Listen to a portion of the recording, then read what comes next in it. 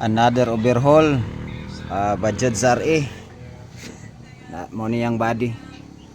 Kini di ay gumikan sa pisa nga lokal lang gitaod kini tensioner mo ni ang nakaingon nga ma-overhaul siya guys, tungod kay pagkaguba na niya, syempre ang timing chain luag na, so niambak siya, putol.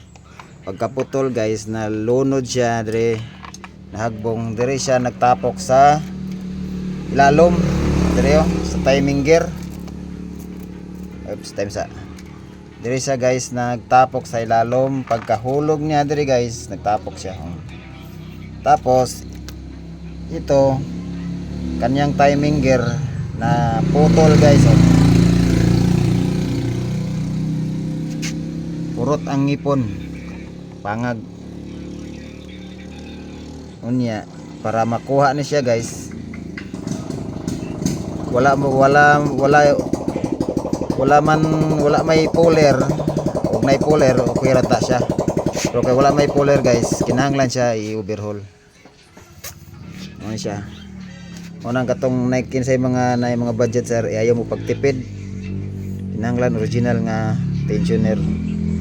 Mo yan nagadaot to, kinira siya. Inungdan. Kini pong isa TBS overhaul gyapon ni kay di na siya mokambyo. Primera, segunda, tercera, cuarta, reverse, di na siya mokambyo. Tapos gi-adjust na mo diri ang clutch, full adjust na, dili ra gyapon. So duha ka buk ang overhaulan karon, TBS ug Bajari.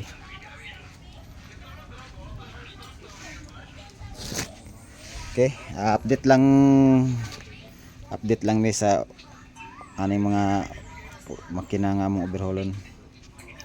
Kaya hanggang diri na lang, taman. Salamat.